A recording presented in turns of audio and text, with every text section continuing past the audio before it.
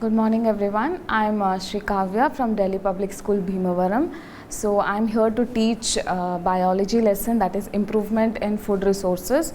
So I hope you have watched my first video where I have given an introduction to this topic. So in today's video I will be continuing the topic. So we were dealing with improvement and food resources, and the main objective of this lesson or of this topic would be sustainable agricultural practices in both agriculture and livestock. That is, we want to increase the agricultural production to provide the food for each and every person of our country without harming the environment. So this is our main aim.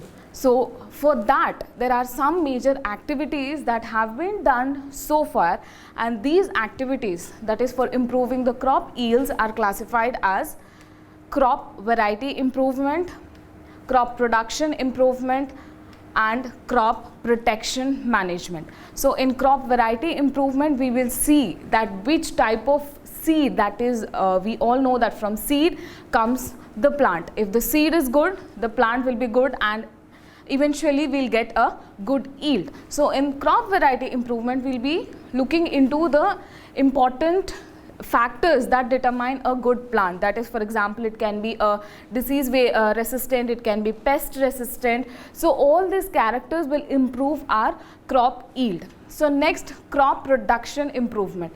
So next would be, once we have selected our seed, that is the important factor, that is the first step.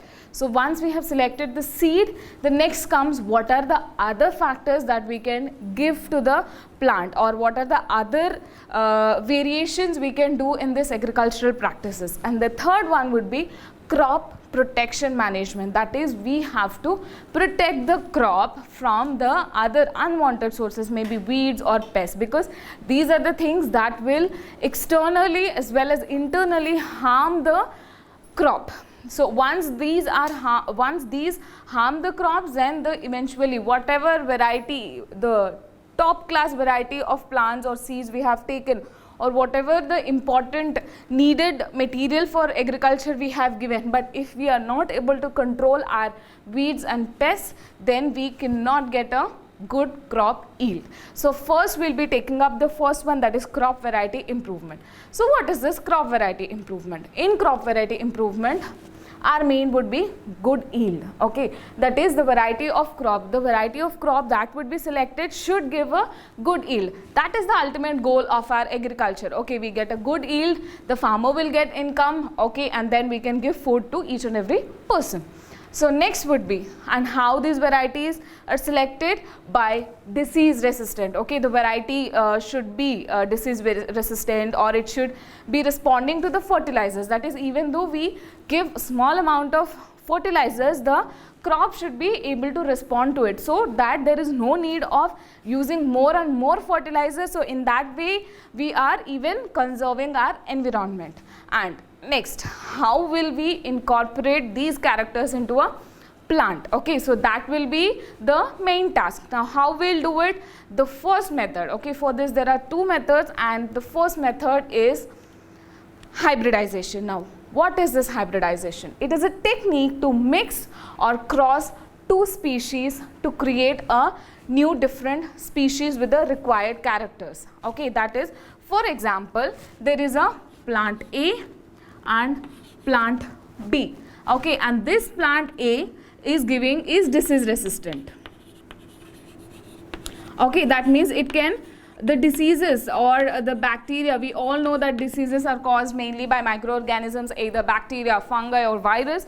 So disease resistant means that it is not affected, even though if there is any virus or bacteria that is harming or that is trying to harm the plants, it is resistant to it. That is, either it is the plant itself is giving some chemicals that is harming the insect or the microorganisms that is coming, so that the plants are not affected by the disease. And next we have plant B, which is giving a high quality product. Okay, what do you mean by this high quality product? Now, for example, this A and B are of paddy crops, that is nothing but rice. Okay, there is a variety of A which is disease resistant, and there is a variety of B that is high quality product. That is the quality of rice or rice grains it is giving. It is of very, very healthy and of high quality, and also quantity is also more. But this is more prone to diseases. That means it can easily affected by diseases. Whereas A, it is disease resistant, but the quantity or the quality it is giving not up to the mark. Now, can we get these both into one plant so that even all the goodness of this one and the goodness of the plant variant B can be incorporated into a single plant? Now, we can cross this and get a variety, that is C, which is having disease resistant as well as high quality product. Okay, so that is nothing but hybridization. So once again, if we go to the definition, it is a technique to mix or cross two species to create a new different species with the required characteristics. So here we are mixing two species. Okay, we are mixing variety A and variety B. As we all know, in rice we have different varieties. We have basmati, we have sona masuri. So like that, every locality will have different particular variety of rice. So for that, two varieties of rice if we are taking and mixing it, so that, and we are creating a new hybrid variety of rice so that we can get the required qualities, that is disease resistant as well as high quality and quantity product. So here we are creating a new species with the required characteristics by mixing two different species or two different varieties, so on. Okay, so this is hybridization. Now, when come to hybridization, again this can be done in three types. Okay, so what are those three types? So if we'll go, so the first one is intervarietal, next one is interspecific, and next one is intergeneric. Okay, so first I'll explain you these three varieties. So first we'll take up intervariety. Now what is this intervariety? It is between different varieties. That is whatever I have explained here. That is, for example, if you are taking paddy, okay, it can be paddy or it can be wheat or it can be any fruit or any vegetable. Okay, so if you are taking this one and we are crossing it, okay, so these two plant species should be of same variety. That is, it can be either both of this should be either paddy or both of them should be either wheat. Okay, that is intervarietal. But it is not that one is paddy and the other one is wheat. No, that is not called as intervarietal. Intervarietal means either it will be paddy, either it will be wheat, or if, for example, if you are taking any vegetable, like for example brinjal, there are two varieties of brinjal. We'll cross between these two varieties. Okay, so that is intervarietal. That is between different varieties of the same crop. Okay, and next comes interspecific. Now what is this interspecific? Between two different species of same genus. Now what is this genus, what is this species? So I will explain you what is this genus or what is this species. I think everybody in your 8th class we have heard these names as for example lactobacillus. Okay, it comes under microorganisms lessons, or if you take as penicillium. Okay, so these, I think you have heard these names, or if you take it as rhizobium. Okay, so these are called as the scientific names. Okay, so for example, what is the need of these scientific names? See, if you take for example, if you take a brinjal, okay, so in this locality or in Andhra Pradesh it is called by one name, or in Tamil Nadu it is called by another name. If you go to north, it is called by different names. So a single fruit or single vegetable or single animal may have different names. Okay, not only in India, the same brinjal, if you take another countries, but for example if you take US or Australia, it is called by different name. So a single vegetable is called by different names in different countries or different localities in the same country. So there may be so much of confusion, okay, for the people. For example, there are scientists who are working with these varieties. Okay, there is a experiment going on brinjal in maybe in US. Okay, and the same type of experiment the Indian scientists want to conduct it on the same brinjal.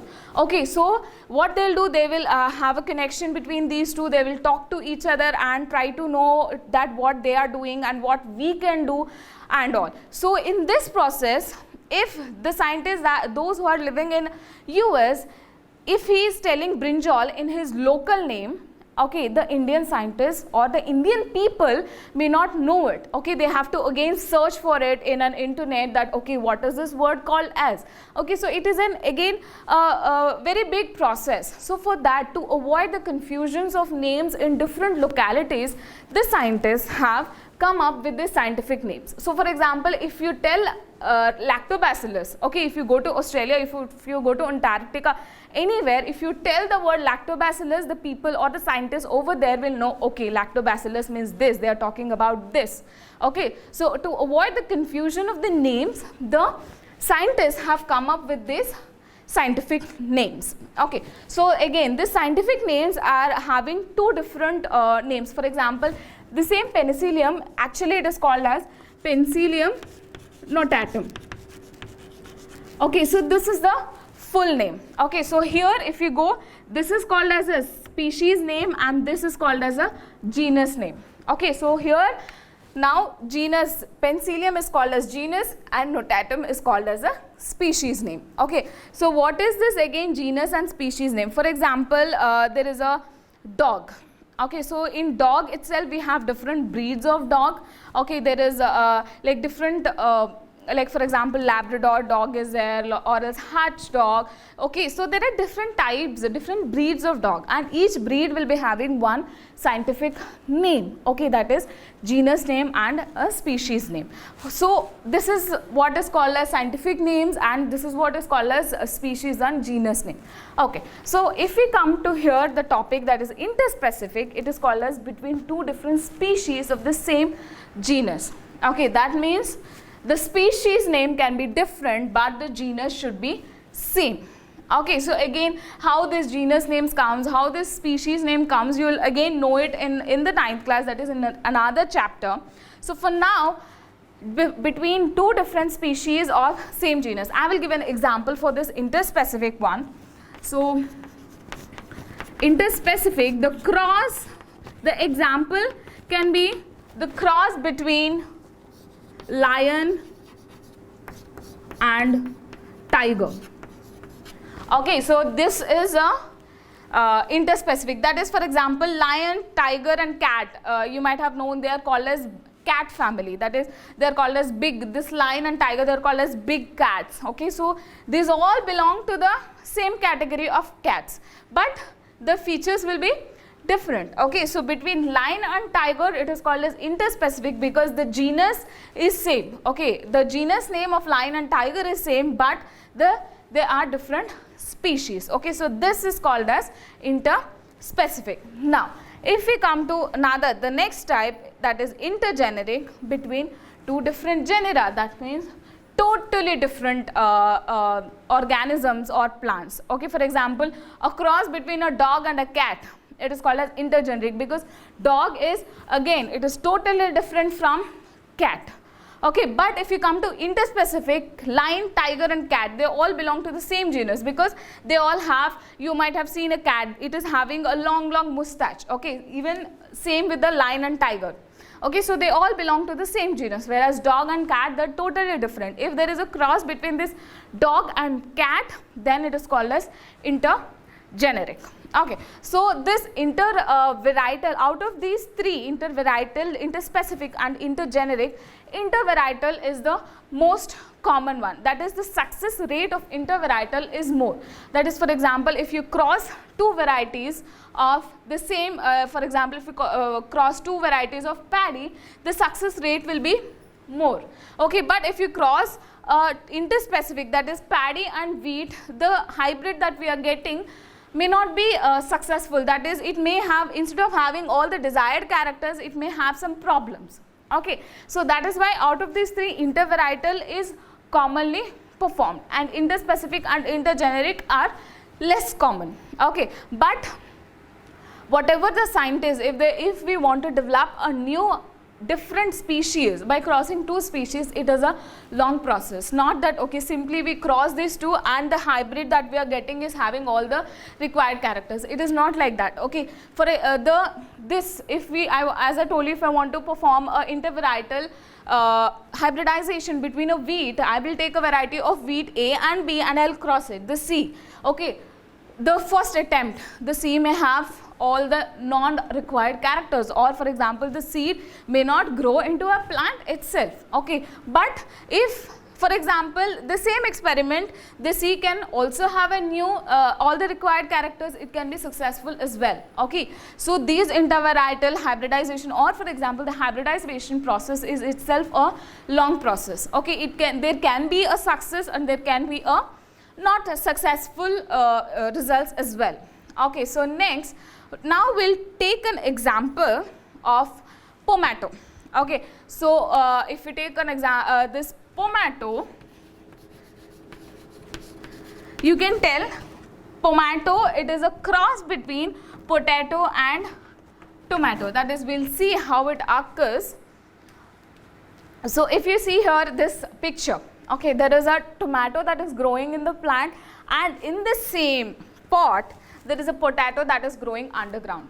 Okay, we all know that potato grows underground, that is, and tomato grows above the ground. Okay, so the scientists have developed a Pomato where in the single pot we can develop both tomato and potato.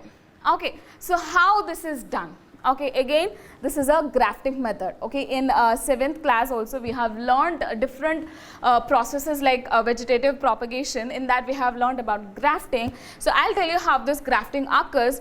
So they are developed by grafting tomato scions on potato root stalks. Okay, so this is the stem of tomato plant and this is the stem of the potato plant, which produce the tomatoes on the top and potatoes on underground. Okay, so what we can do, we can take a tomato stem, we can remove all the leaves from it, and we have to cut like this. There is a V cut over here. Okay, so we have to do that, and similarly we can take either the stem of the potato plant or the root of the potato plant, and we can make a slit. Okay, so this slit and this V cut should be able to fix. Okay, like how you fix a key and a lock. Okay, if you have a good key, like a correct key, the lock opens. So similarly, this scion and stalk should be able to fit correctly, and then after fitting, tie it with a grafting tape or any rope. Okay, tie it, not so tight and not so loose also,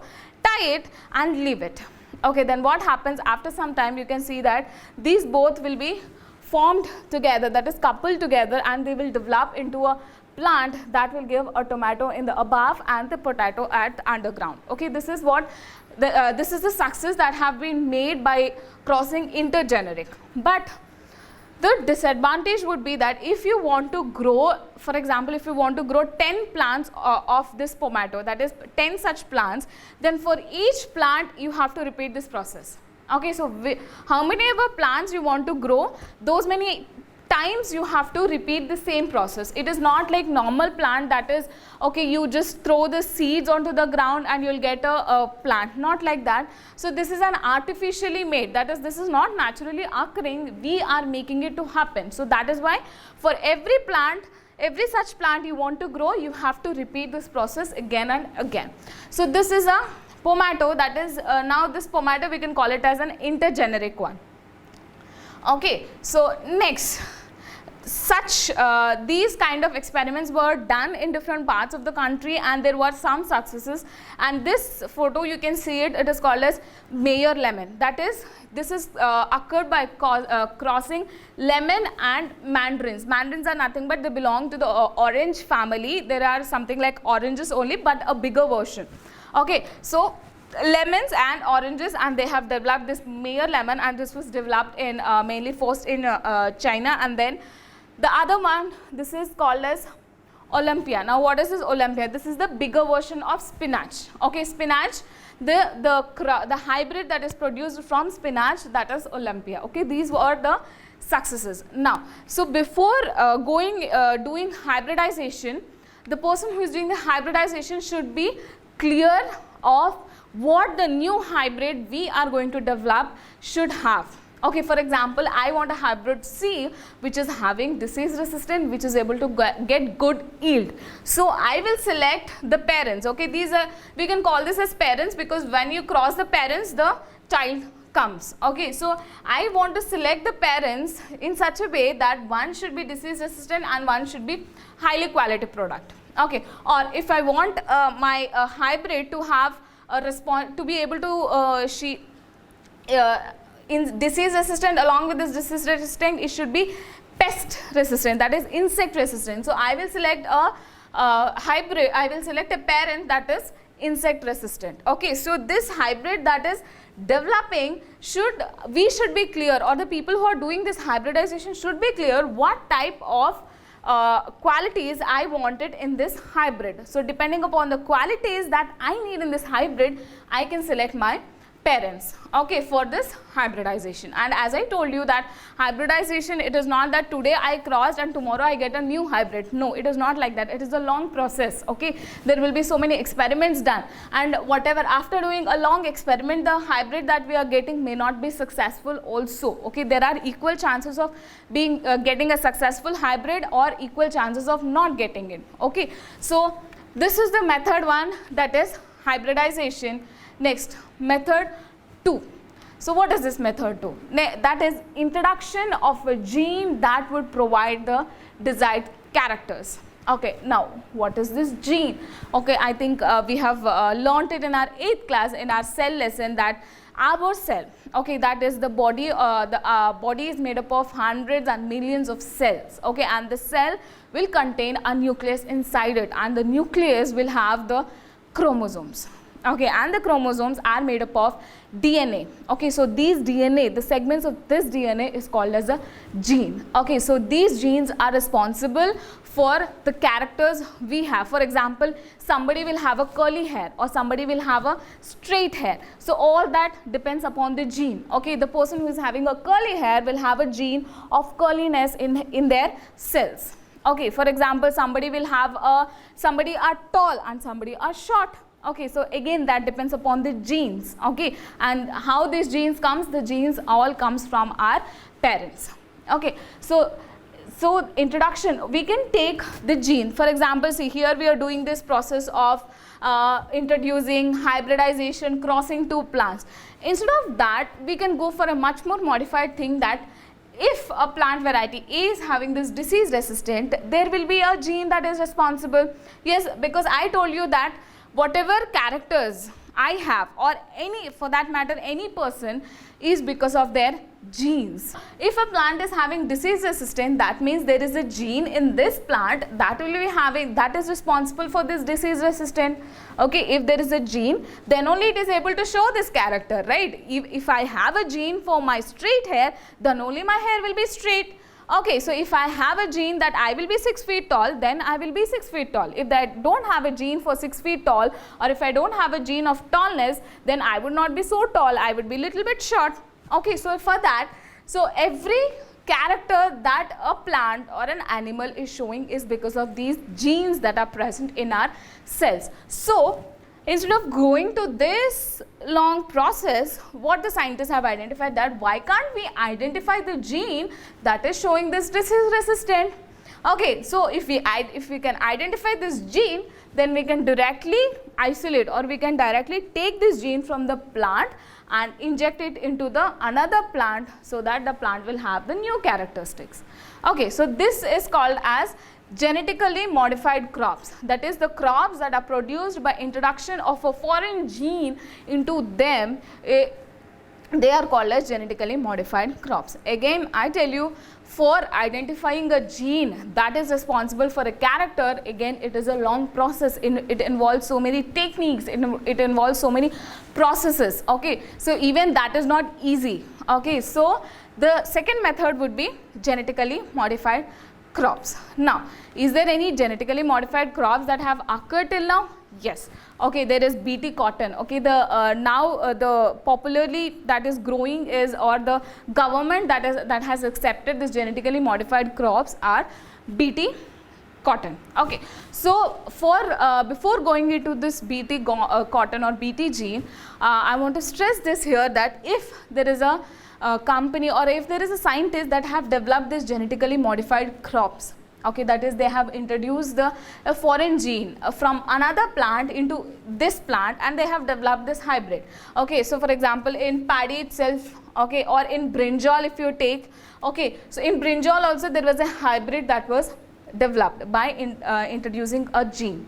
Okay, so before giving this plant, okay, that is the hybrid that has been developed into the farmers, the scientists first should see if the brinjal or if the rice that is growing from this hybrid, that is from this genetically modified crops, is it harming the humans? Okay, because here this is not that is occurring in nature. Okay, we humans are introducing some other foreign gene into this plant. Okay, so there can be some side effects. For example, I want to become tall, okay, or I want to have my curly hair, or for example tall. Okay, if I want to become a tall, I have different various methods to do so. But if I go to a method where I can take this tallness gene from the people who are tall and inject it to myself so that I can become tall. Okay, but this is not acceptable, because if I take a gene from some other person who is tall and introducing it to myself, I may become tall, but I may have so many health problems. Because see, for example, I think people, every person might have faced some food allergies. Okay, that means for example I just go out and I eat all the street food that is present outside, then I may have some food poisoning that is occurring, because our body is not able to take the unwanted materials that is coming. Okay, so similarly, if I am introducing a gene to myself that is not present in my body may accept it or may not accept it. Okay, if it does not accept it, the results can be very, very dangerous. Okay, so this genetically modified crops or genetically modified anything is, first the scientists who are developing it should see the pros and cons, that is, should see the advantages and disadvantages. If I have developed a paddy crop that is genetically modified, that is, I have taken a gene that is gene resistant, the gene that is responsible for disease resistant, and I have introduced into B, and I have developed a new hybrid variety that is C. Okay, it is giving the food grains, but maybe the food grains that are developed by these genetically modified crops may have some side effects to the people who are eating it. So before giving these genetically modified crops to the farmers, first the scientists have to see what are the advantages and what are the disadvantages. Is there any harm that is causing if people eat these genetically modified crops? Okay, so once that is done, once the scientists confirm that there are no disadvantages, then they will go for, then they will approach the health department, that is the government, and then the government see all the guidelines, see the results, and then they will approve it. Once it is approved, then only it will come to farmers to grow it. Okay, so it is not that in my lab I have done some genetically modified crop and it is a success, tomorrow I grow it in my field. It is not like that. To grow something which is genetically modified, first I have to see the advantages and disadvantages. If there are no disadvantages or if there are no harm that is causing after eating these genetically modified crops, then I have to take a permission from the government. I have to submit all my experiment to the government. The government, that is the health department, will see all the guidelines, all the experiment results, and then if they also think that okay, this is safe to use, then only it will be released outside. Okay, so this is the process of genetically modified crops. Now, one such accepted one was BT cotton. Okay, so what is this BT cotton? So there is a BT gene. Okay, so this BT gene is present in a bacteria that is Bacillus thuringiensis. This is a bacteria that is found in the soil. Okay, so this bacteria will produce a protein that paralyzes the insect digestive system. Okay, as we all know, these bacteria, they are microscopic. Okay, they are not seen by naked eye. You need a microscope to see it. Okay, so these bacteria, that is this Bacillus thuringiensis, will produce a protein that paralyzes the insect digestive system. That is, if the insect, okay, if it is eating by mistake, if it is eating this bacteria, then what happens, the protein that is present in this bacteria, that is Bacillus thuringiensis, will paralyze the digestive system of insect. That is, once the digestive system is paralyzed, then it cannot eat food, it cannot function properly, then the insect will die. The insect dies of starvation. Now, so this gene is the gene that is produced in the Bacillus thuringiensis is harming the insects. So the scientists thought, why can't we use that gene and incorporate into our plants, so that if the insect comes and eat these plants, the insects will die.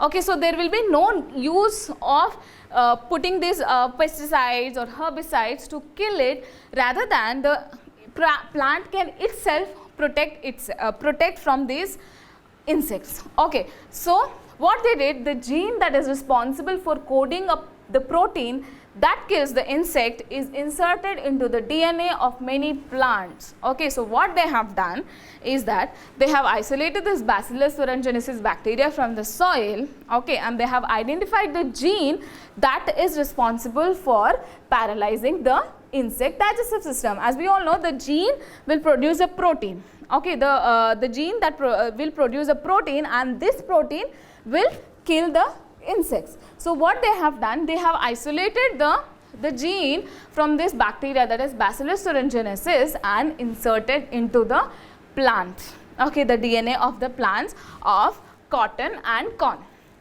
Okay, and now what happens, the plant then produces the protein that is responsible for killing the insects. Okay, so now what happened, so here you can see the bacillus, this elongated structure, that is the cylindrical structures you are seeing, that is the Bacillus thuringiensis. Now it is producing, this is the DNA. Okay, so the DNA will have genes. So this gene, that is the Bt gene, is inserted into the crop. The Bt gene is nothing but the gene that is responsible for producing the protein that will paralyze the insect digestive system. That is, this protein is helping to kill the insects. So they have identified the gene and they have isolated, they have taken out the gene from this bacteria, and then this gene is incorporated into the plant. Okay, now what happens, once this gene is incorporated into this plant, the gene will produce the same protein that is producing inside the bacteria. So what happens, when there is an insect that is coming and feeding on this plant, the protein that is produced by this Bt gene is harming the insects, and the insects is dying. Okay, so in this way we are protecting the plant from eating it by the insects, as well as the use of pesticides and herbicides can be reduced. Okay, so now the plant or the crop that is developed by introducing this Bt gene, it is called as Bt cotton, because the gene, they have named this gene as Bt because it is coming from Bacillus thuringiensis. They have taken B from this word and T from this word, and they have named it as Bt gene. Okay, so now such type of things were developed even in brinjal, that is Bt brinjal, Bt tomato, but those are bad because those brinjal, those tomato, all this, they have found that some people, when eaten, they were causing some type of health issues. Okay, so because of that, currently the government is not allowing to grow this Bt brinjal and Bt tomato, all such things, but Bt cotton, yes, it has been produced, but still there were confusions whether to grow it or not. But keeping all that apart, the Bt gene, or for example not only Bt gene, we can develop these kind of things from any other bacteria. For example, not only bacillus, if there is any other bacteria that is producing a gene that is able to kill the insects, we can take the gene from that and we can introduce into this plant. Okay, so this is how the genetically modified crops are developed. So these are Bacillus thuringiensis. This is how it looks under microscope. You can see the cylindrical structures, and in higher magnification it looks somewhat like this. Okay, so these are the two methods how we can develop the crop variety. Okay, either by hybridization or by genetically modified crops, or by modifying the genes, we can develop a variety that is useful for the for growing plants which gives a high yield. Okay, so this is what crop improvement is about. Okay, so now we have discussed about two different methods how this intervariety, that is a good crop variety, can be developed, that is hybridization and genetically modified crops. Okay, now once the scientists or any lab that have been developed this variety, that is a good variety from doing either hybridization or genetically modified crops, then the seeds that have been developed should be provided to the farmers. Okay, so once those seeds are provided, then the farmers can be able to grow it in their field and get a good yield. Okay, so but here if we see these intervarietal crops, they are developed inside a lab, okay, or inside an scientist's lab or a nursery, okay, for that matter. So now the environmental conditions inside the lab and outside would be totally different. Okay, the seed that have been growing inside the lab is very well growing and giving a good yield.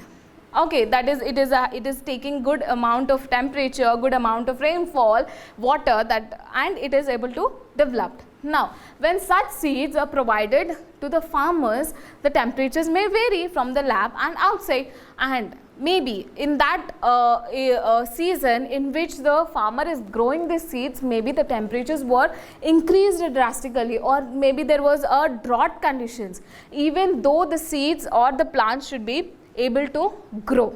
Okay, so there are some factors for which these improvements were made. Okay, so we'll see what are those factors. So the first factor was high yield. Okay, so we all know, as I have been telling from the starting, that our concentration mainly was to get a high yield. Once the yield is more, the food grains that will be obtained will be more, then the farmers will be able to sell it outside, even they will get an income, as well as we will be able to provide food for a bigger people. Okay, that is larger section of people. So the first factor was high yield. Okay, there were varieties that were developed that were concentrating on getting a high yield. Now the second one is improved quality. Okay, so this quality will be different for different crops. Okay, for example, if you take an oil seed crop, that is, for example, if you take sunflower oil or castor oil or olive oil, so all these we are getting from the seeds. Okay, so the quality in the oil seeds it will be related to having a good oil content in that seeds. Okay, that is a quality that is required in a oil seed plants. For example, if you are taking a wheat, okay, the improved quality will be in wheat will be baking quality. Okay, so what is this baking quality? Is that we all know that we will be using this wheat for in baking items. For example, we will be making roti out of it. We will either bake it in an oven, or we will do it in an on a stove. And similarly, we will be using this wheat in different, for example, in some pizzas may use, or in other baking items we use this wheat. So when we are talking of about an improved quality in wheat, that means it should be having a good baking quality. Similarly, if we take fruits, the improved quality in fruits will be preservation. Okay, so preservation is very much important in fruits. If we talk about preservation, for example, I have got an apple or banana from market today, and tomorrow it is getting overripe. Okay, that means the preservation quality is not good in these fruits. Okay, so if a person or if a customer or if a consumer is going and buying a fruits, he will expect that those fruits will stay at least for 2 or 3 days in his fridge. Okay, so that means the preservation quality in fruits should be high. It's not that today I bought it from outside and tomorrow it gets ripened, the fruits get ripened, or the fruits are spoiled. It is not like that. So in fruits it is preservation quality. And if we take in pulses, it will be protein quality. As we all know that pulses are good source of proteins. Okay, so these are the improved qualities in some crops. Okay, so next factor is biotic and abiotic resistant. Now what is this biotic and abiotic resistant? First we'll talk about biotic. Okay, so biotic factors. Okay, the factors that are living factors, that for example if we take insects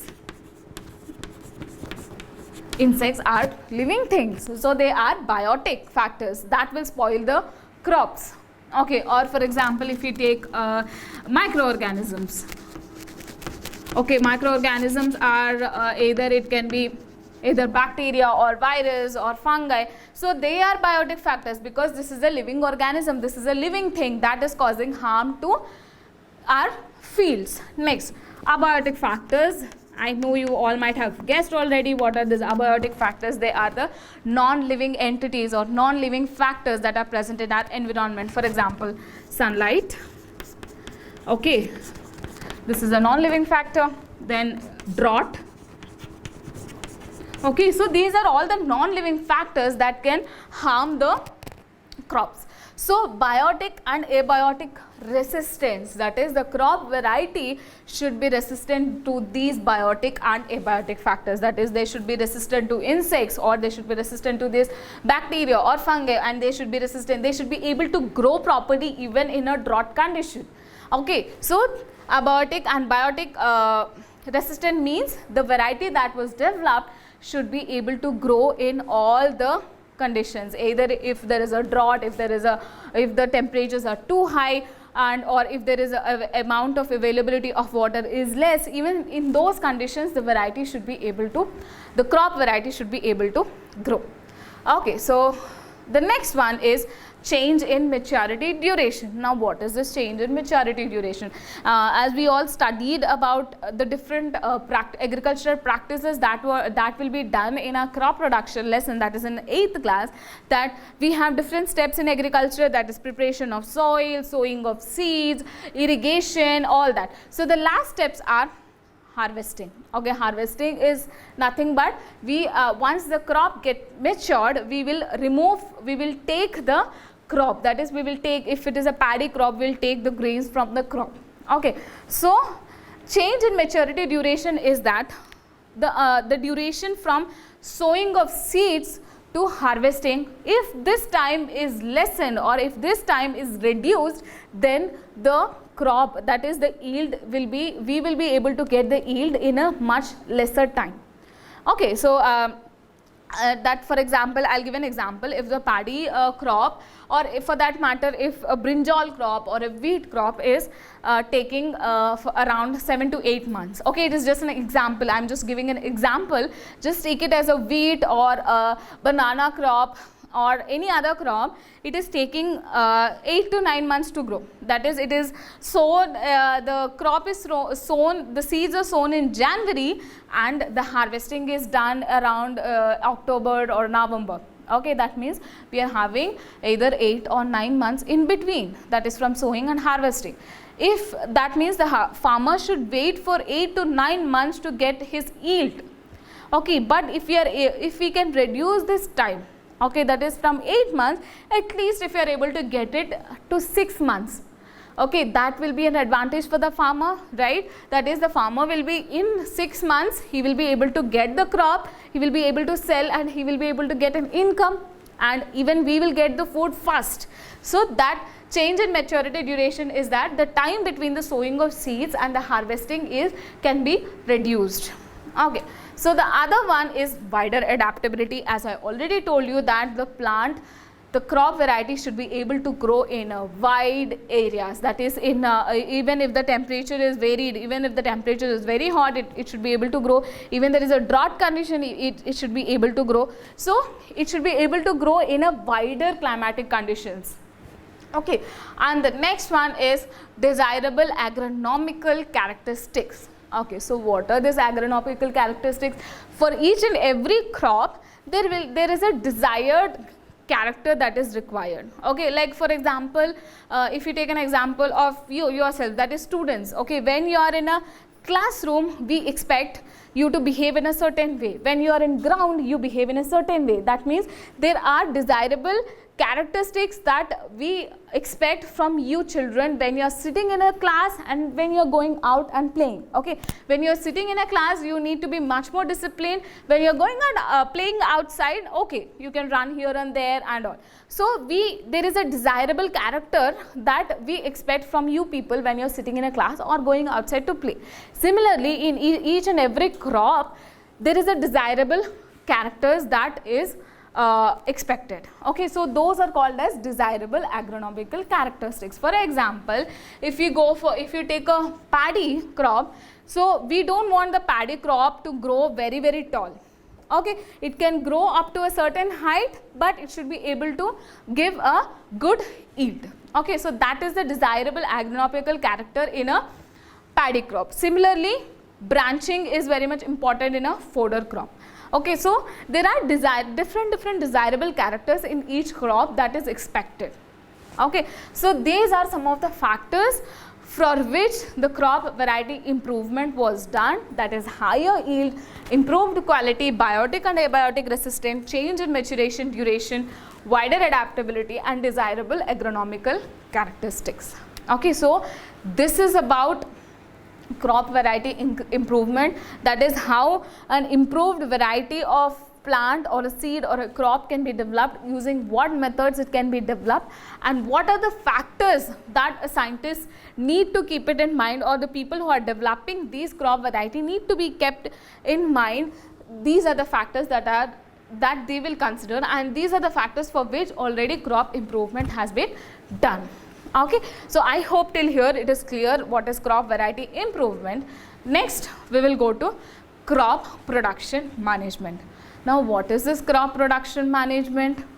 Okay, so it involves different practices carried out by the farmer to achieve high standard of crop production. Okay, so that is, now the seed is given to the farmer, that is, he is having a seed which he has to sow.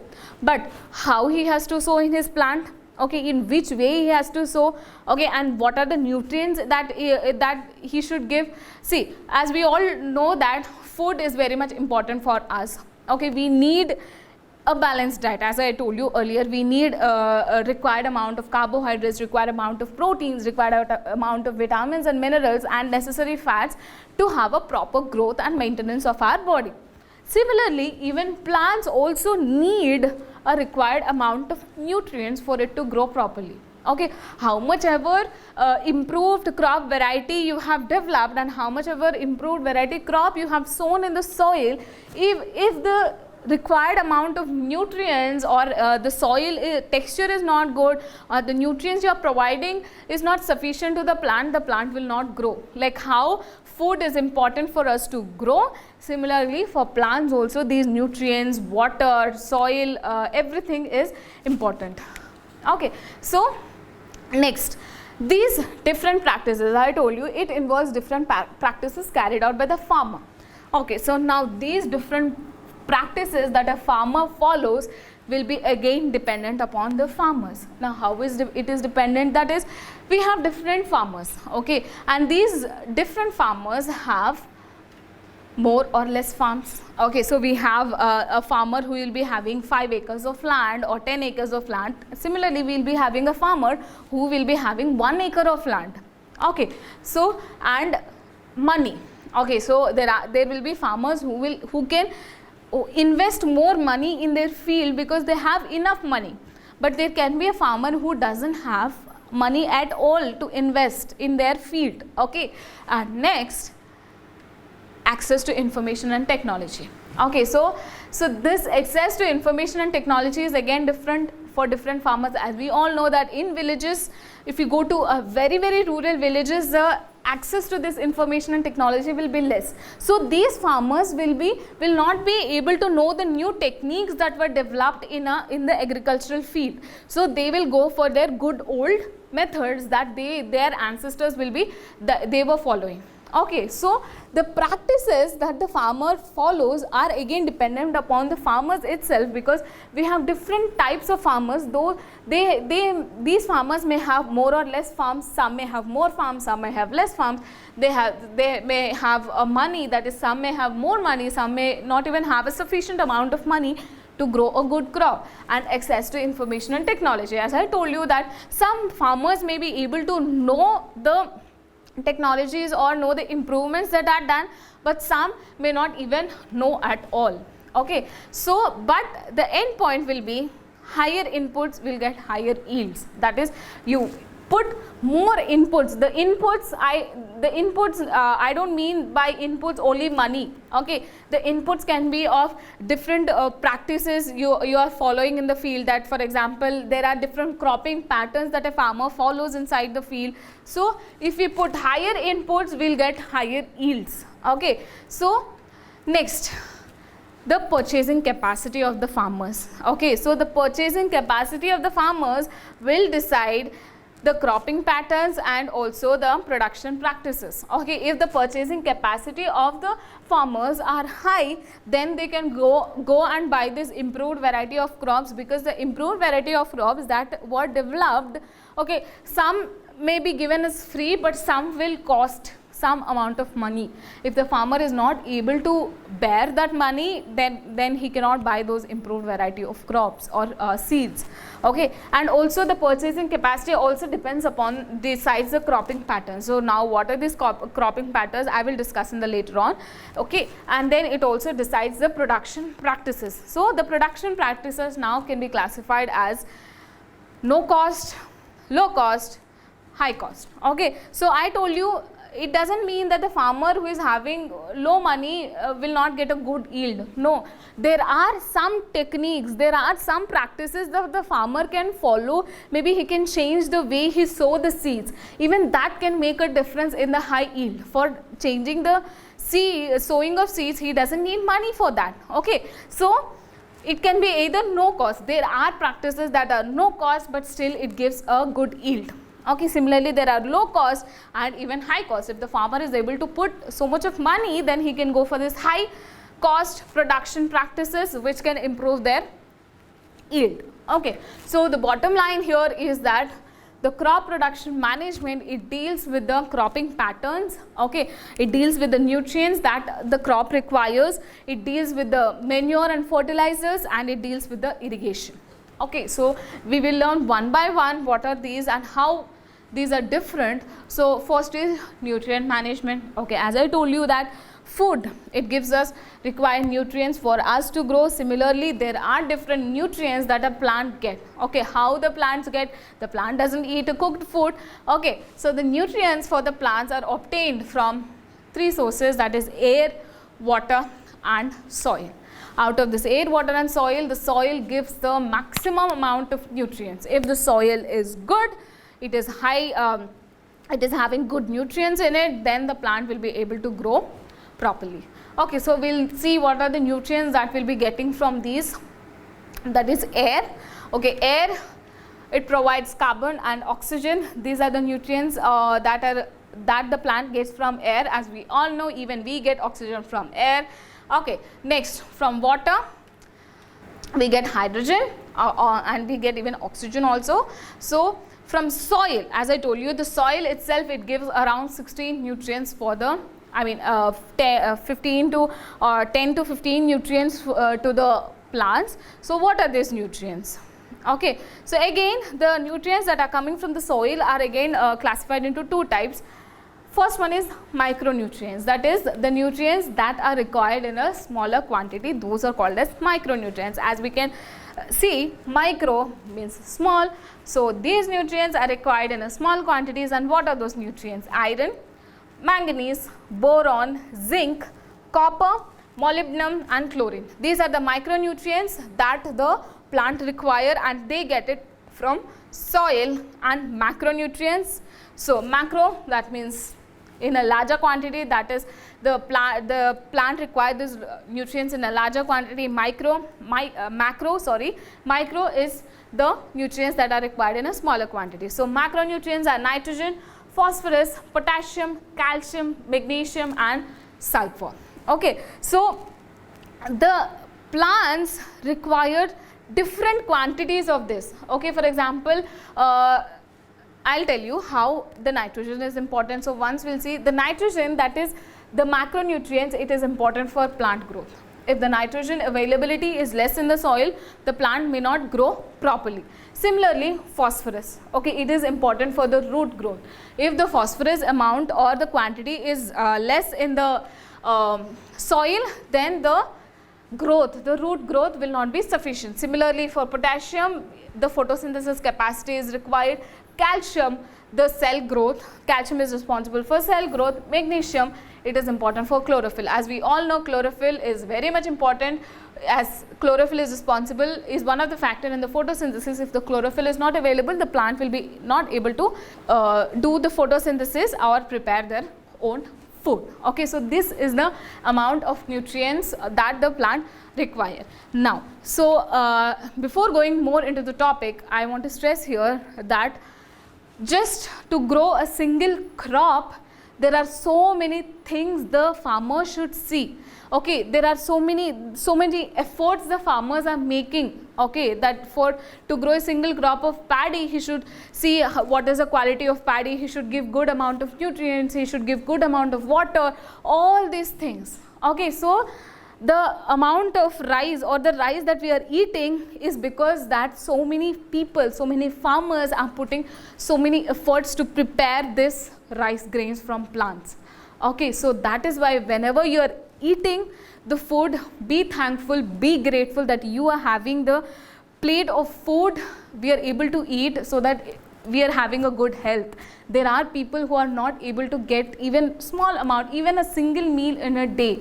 Okay, so before throwing anything, that is before wasting the food or before throwing the food, just for 1 minute think how much of effort it has been done or the farmers have been given to grow these many crops, to grow a rice crop, to grow a vegetable crop. Okay, so that is why before throwing a food, just think for 1 minute, is it okay that if I throw, is it okay that I waste the energy that was spent, the energy, the time that was spent by the farmer to grow this. Okay, so if you think it, you will never waste the food. Okay, so that is why don't waste the food, be home, stay in home, stay healthy, eat a good food, maintain a good health. Okay, so we'll continue the next topic in the other class. So thank you everyone.